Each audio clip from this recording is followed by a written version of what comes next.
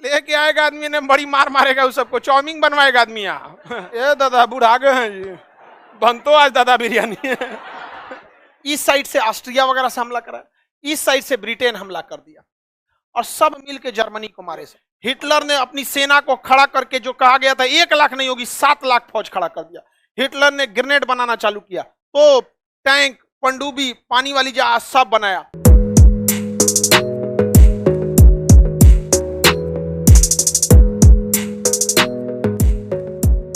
मिलेगा जर्मनी। ये देश कौन हो गया? जर्मनी। जर्मनी को एक्चुअली में कब्जा करना था रूस पर, लेकिन रूस इतना बड़ा है कि कब्जा करना बड़ा मुश्किल था। तो जर्मनी ने ना गेम खेला, किसके साथ? रूस के साथ। जर्मनी ने कहा कि जब हम पोलैंड पर हमला करेंगे ना, तो तुम चुप रहना, हम पोलैंड को हरा के पोलैंड तुमको दे देंगे, बदले में तुम हमें अनाज दे देना।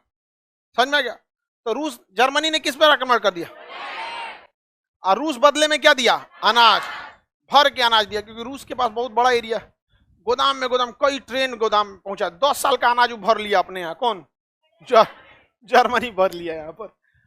और रूस से कहा कि अब तुम पोलैंड को ले लो। तो रूस की पूरी सेना आई किसको लेने के लिए? पोलैंड को लेने के लिए। तो जर्मनी हमला कर दिया। हाँ, रूस पे हमला कर दिया, बड़ी मार मारा था रूस को, और रूस पूरी तरह से हार गया था। प्रथम विश्व युद्ध में भी बहुत बुरी हारा था, लेकिन रूस का साथ दे दिया मौसम।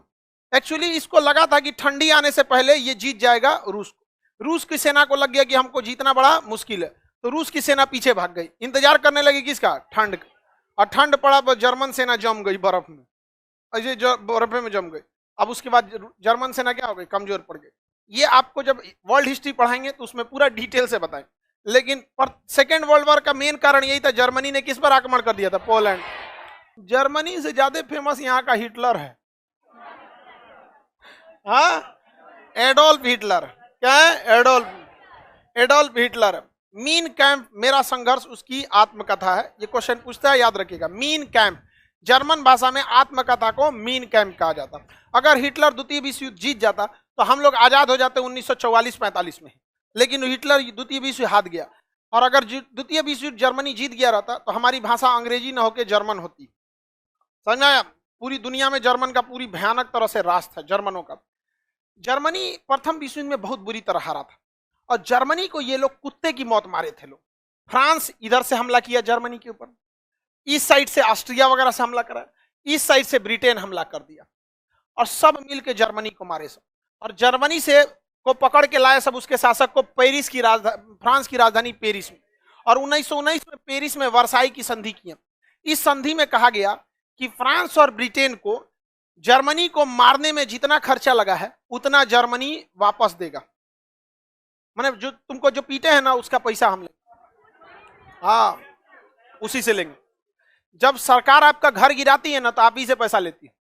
अगर आप इलीगल घर बना लिए हैं सरकारी जमीन पे, सरकार आएगी ना, अगर तोड़ेगी ना उसको, तो आप ही से पैसा थमा देगी। बिल आप ही में हुआ है, सब आप ही में खर्चा हुआ। समझ में आ गया कि नहीं? तो जर्मनी पे खर्चा लगा। बताइए जर्मनी के लोगों को कितना बुरा लगेगा। हिटलर उसमें युद्ध बंदी हो गया, क्योंकि एक यहूदी के घर में छुपा था, कहा था बताना मत, और आके बता दिया। यहूदी आके बता दिया कि इसमें जर्मनी, इसमें छुपा ही जर्मन है। कहा कि चोट्टा तो नहीं निकलतो तो जरा बताई। तो समझ में आ गया कि नहीं आ गया? किसी को कोई दिक्कत? रेलवे वाले में जब कांड हुआ था ना, तो सोच रहा हमको कोनो ने तो साथ नहीं दिया। हम भी कहें कोई बात नहीं, हम भी हिटलर की कहानी पढ़े हैं। समझ में आ गया कि नहीं आ गया? अब जो हिटलर जो जब भड़क गया किसके ऊपर? ज्यूस।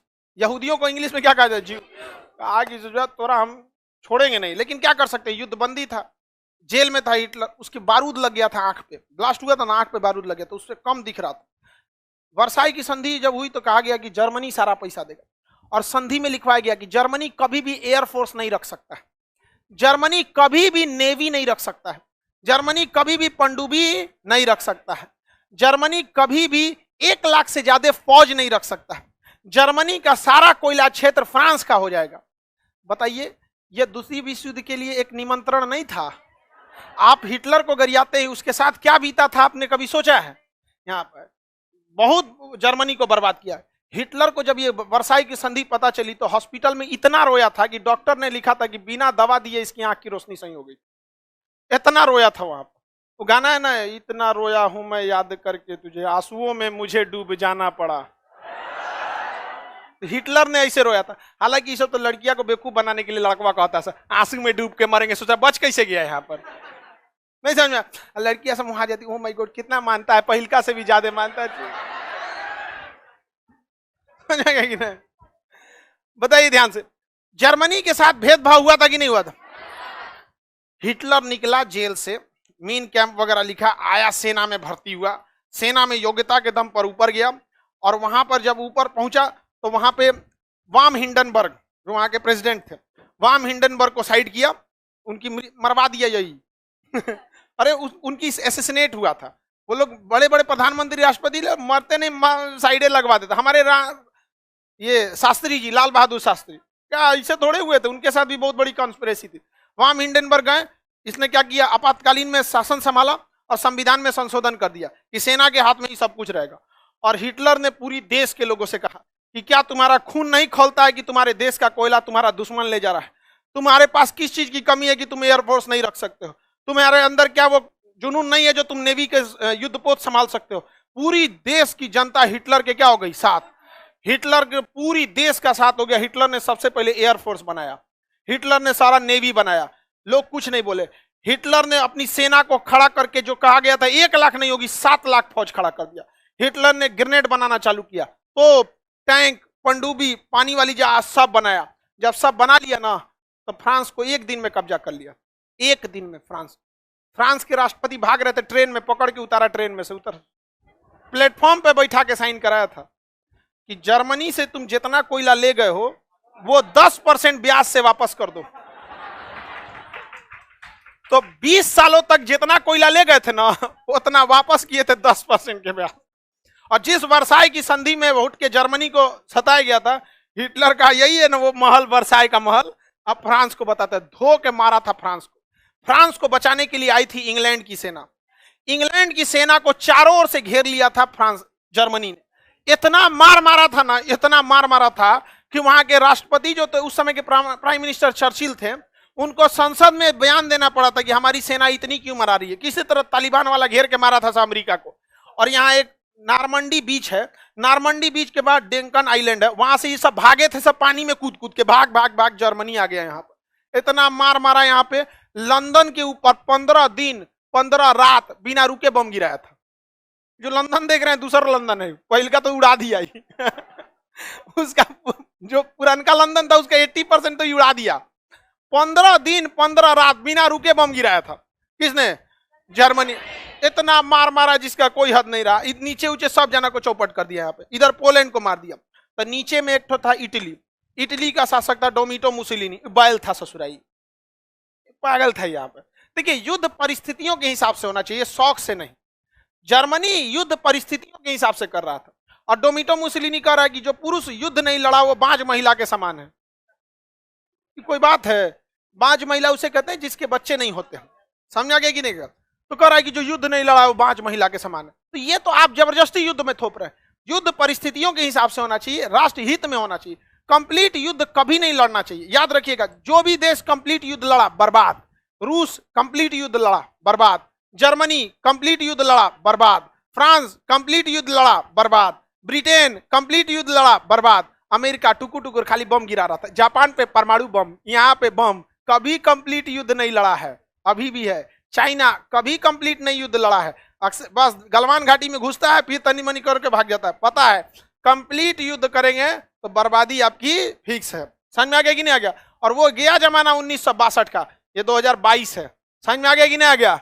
यहाँ पे उस समय फौज के पास उतनी टेक्नोलॉजी नहीं थी, पैसा नहीं था, ये अलग बात था। आज के समय में हम ही लोग पहले फरिया लेंगे, आओ चाय चुई करेगा, 4 फीट का तो होबे करता है सर। अरे पकड़ के सोचा चढ़ के ऊपर बैठ जाना है, नहीं समझा? करना थोड़ी है, मुड़िया पकड़ के कूद जाना ऊपर है, इतनी चुकी होबे करता है सर। यहाँ क्या हो चिंग चैंग खत्म कर, इतनी रहता है सर। यहाँ बात करें आप, लेके आएगा आदमी ने, बड़ी मार मारेगा उस सबको, चाउमीन बनवाएगा आदमी यहाँ। बनाओ सोचा चाउमीन, लेकिन उन 100 के हाथ के चाउमीन नहीं खाना चाहिए।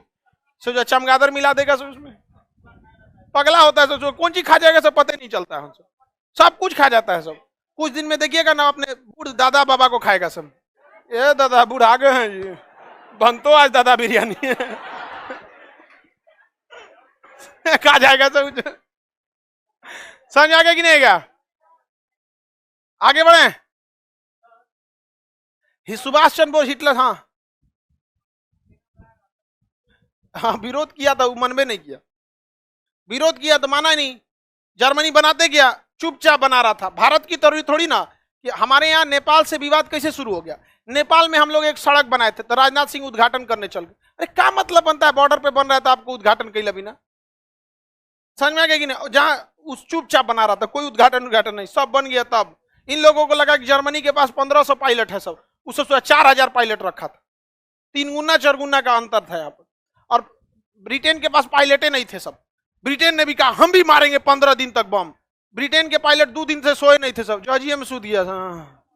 और उसके बाद पायलट की कमी नहीं थी। एगो बम गिरा के आ रहा है तो करा हटो चाचा आराम करो हम उड़े, तो ले जाके मारा, बम मारा, बहुत मार मारा था।